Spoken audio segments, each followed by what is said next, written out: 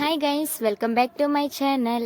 ఈరోజు మేము బెండకాయ టమాటా కర్రీ ఎలా వండుకుంటామో చూపిస్తాను, చూసేయండి.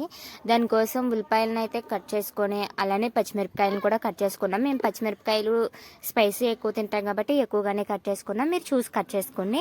అలానే బెండకాయ ముక్కలను కూడా అయితే మేము చక్కగా అయితే కట్ చేసుకున్నాం. మేము ఎప్పుడు చిన్నగానే కట్ చేసుకుంటాం, ఎందుకంటే అలా ఉంటేనే మాకు ఇష్టం. కొంతమంది బోరుగా అయితే కట్ చేసుకుంటారు. మీరు ఎలా కట్ చేసుకుంటారో అలా కట్ చేసుకోండి. తర్వాత టమాటాను కూడా కట్ చేసుకొని అది కూడా వేసి ఆయిల్ కూడా యాడ్ చేసేసుకొని ఇంకా పొయ్యి మీద అయితే పెట్టుకున్నాము. ఇప్పుడు వీటిని మంచిగా అయితే మగ్గించుకోవాలి. చూసారు కదా, మంచిగా అయితే మగ్గాయి.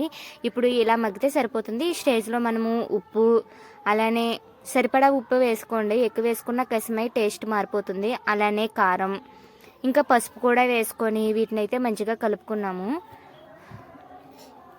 ఈ విధంగా బాగా కలుపుకొని ఒక 2 minutes ఆగిన తర్వాత వాటర్ అయితే యాడ్ చేసుకోవాలి.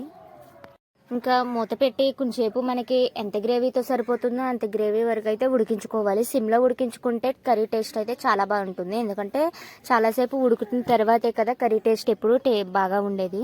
ఇంకా మేము మూత తీసి చూస్తున్నాము. ఇంక మాకు సరిపోతుంది కాబట్టి స్టవ్ ఆఫ్ చేసుకున్నాము. చూసారు కదా, వీడియో నచ్చితే లైక్ చేసి మన ఛానల్ని సబ్స్క్రైబ్ చేసుకొని సపోర్ట్ చేయండి. Thank you for watching. By.